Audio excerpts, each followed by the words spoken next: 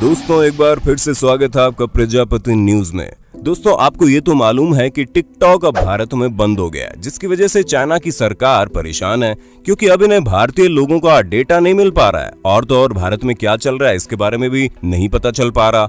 यहाँ सबसे बड़ा सवाल आता है कि आखिर चाइना टिकटॉक की मदद से हमारी पर्सनल डेटा कैसे चुरा लेती थी। सभी सवालों का जवाब इस वीडियो में मिलेगा, इसके लिए वीडियो को लास्ट तक जरूर देखना।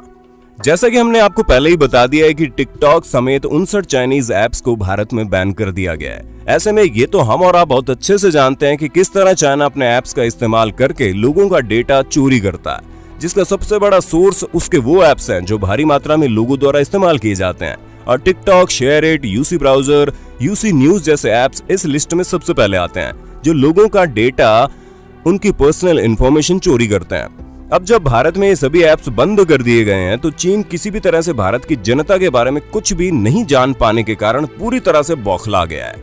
और जब भारत सरकार द्वारा चाइनीज ऐप्स पर बैन लगा दिया गया तो कई लोगों का ऐसा कहना था कि चीन को इससे कोई फर्क नहीं पड़ने वाला। ऐसे में आपको हमारी इस वीडियो में चीन की प्रतिक्रिया देखनी चाहिए कि किस तरह चीन पूरी तरह से पागल हुआ पड़ा है और ये सभी चीजें किस तरह से हो रही है। आज की हमारी वीडियो में मैं यानी आपका दोस्त और होस्ट विशाल प्रजापति आपको बताने वाला हूँ, जिसे सुनने के बाद आप हैरान हो जाएंगे। चलिए आपका ज्यादा समय न लेते हुए वीडियो को शुरू करते हैं। लेकिन हाँ, वीडियो शुरू करने से पहले एक छोटी सी रिक्वेस्ट है कि वीडियो के नीचे रेड कलर का सब्सक्राइब बटन दिख रहा होगा, उस पर क्लिक करके सब्सक्राइब कर लें और साइड में बेल आइकॉन भी दिख रहा होगा, उस पर भी क्लिक कर लें ताकि आपको वीडियो मिले सबसे पहले। जब भारत सरकार ने चीन के ऐप्स को बैन किया तो कई सारे लोगों ने नाराजगी जताई और ये कहने लगे कि इससे क्या होगा, चीन को तो वैसे भी इससे कोई फर्क नहीं पड़ता। और अगर आपका भी ऐसा कुछ मानना है तो हम आपको बता दें, चीन इस खबर को सुनने के बाद पूरी तरह से पागल हुआ पड़ा है। और सिर्फ चीन ही क्यों, ऑस्ट्रेलिया से लेकर अमेरिका तक, ब्रिटेन से लेकर जापान तक हर देश अपने फ्रंट में इस खबर को छाप रहा है और वो ये बता रहा है कि किस तरह सीमा में हो रहे विवाद से भारत ने एक बड़ा फैसला लिया है जो चीन को करारा जवाब देता है। अब जाहिर सी बात है कि जब पूरी दुनिया को ये समझ में आ रहा है कि भारत चीन को जवाब देने में लगा है तो हमारे देश के लोगों को इस बारे में क्यों नहीं समझ में आ रहा। ये बात वाकई बहुत शर्मनाक है।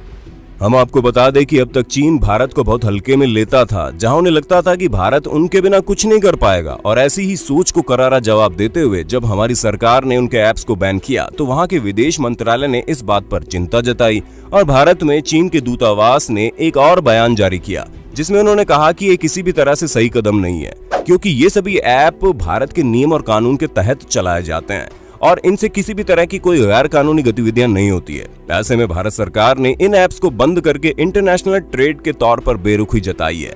अब आप खुद ही सोच लीजिए कि जो चाइना सुरक्षा को ध्यान में रखते हुए इंस्टाग्राम, फेसबुक, ट्विटर, यहाँ तक कि यूट्यूब जैसे ऐप्स को बंद करके बैठा है, वो आज हमें नसीहत दे रहा है कि हम ऐसा करके इंटरनेशनल ट्रेड में खटास पैदा कर रहे हैं। क्योंकि अगर इनको इंटरनेशनल ट्रेड इतनी पड़ी है तो फिर इन्हें भी अपने देश में इन सभी ऐप्स को चालू कर देना चाहिए। लेकिन नहीं, ये तो सिर्फ अपना ही फायदा सोचने में लगे हैं। पर एक बात तो साफ है कि भारत के इस कदम से चाइना अच्छी तरह समझ गया होगा कि बॉर्डर पर विवाद के साथ हम व्यापार नहीं कर सकते।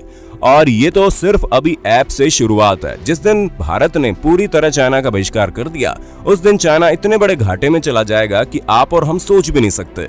और सिर्फ चाइना ही बड़े घाटे में नहीं जाएगा बल्कि हम अपना स्वदेशी सामान इस्तेमाल करके अपने देश को भी बहुत फायदे में ला सकते हैं। अगर आप भूल रहे हैं तो हम आपको बता दें, चाइना को कोई भी देश इतना ज्यादा पसंद नहीं करता है, लेकिन आज वो कामयाबी के मुकाम पर है तो सिर्फ और सिर्फ अपने देश के लोगों की वजह से, क्योंकि उनके देश के लोग अपने देश की सरकार से इंस्टाग्राम, फेसबुक जैसे ऐप न चला पाने की शिकायत नहीं करते हैं जैसे आज के युवा लोग कर रहे हैं। जी हाँ, हमारे देश के युवा तो इस तरह व्यवहार कर रहे हैं जैसे चाइना के ऐप हमारा पूरा इकोनॉमी संभालते थे और ये बेरोजगार हो जाएंगे तो देश को बड़ा घाटा होगा।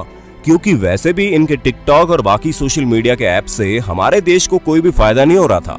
पर अगर लोगों को अभी भी यही लगता है कि टिकटॉक जैसे ऐप को बैन करने से कई सारे लोग सड़क पर आ जाएंगे तो हम उनकी जानकारी के लिए बता दें कि ऐसे कई सारे ऐप मार्केट में मौजूद हैं जिनका इस्तेमाल करके आप अपने अंदर के टैलेंट को बाहर ला सकते हैं। क्योंकि किसी ने सच ही कहा है, अगर टैलेंट है तो उसे बड़े मंच की जरूरत नहीं, गली कूचे में ही अपने टैलेंट को वो शो करके बड़ा स्टार बन सकता है। बाकी ये तो उन लोगों के लिए है जिन्हें सरहद पर बहते खून से ज्यादा जरूरी टिकटॉक पर झूठे आंसू बहाना और कपड़े बदलकर पाउडर उड़ाना लगता है। इसलिए दोस्तों, अब हम और आप ही इस देश के वो युवा हैं जो देश के भविष्य को आगे ले जाएंगे। ऐसे में हम ही इस तरह की चिंदी चोर वाले ऐप को बैन होने से रोकने में लगे रहेंगे तो भला हम क्या ही कर पाएंगे। और अगर अभी भी आपको सच्चाई समझ में नहीं आ रही है तो हम आपको बता दें कि चाइना के ऐप सिवाय हमारी जानकारी लेने के और कुछ नहीं करते। सबसे पहले तो चाइना टिकटॉक एप्लीकेशन को इंस्टॉल करवाती है, फिर परमिशन लेती है जैसे कि contact, mobile number, storage data और भी बहुत कुछ। फिर इन सभी डेटा को हैक कर लेते हैं और डार्क वेब में बेच दिया जाता है। अगर डार्क वेब वाला वीडियो आप नहीं देखें तो नीचे डिस्क्रिप्शन और ऊपर आई बटन में लिंक दे दूंगा, वीडियो जरूर देख लेना, जिससे आपको डार्क वेब का पूरा खेल मालूम चल जाएगा कि आपके डेटा को बेचा कहां जाता है। दोस्तों खुद ही सोचिए, फ्री में टिकटॉक आपको इतनी सारी फैसिलिटीज क्यों दे रहे थे?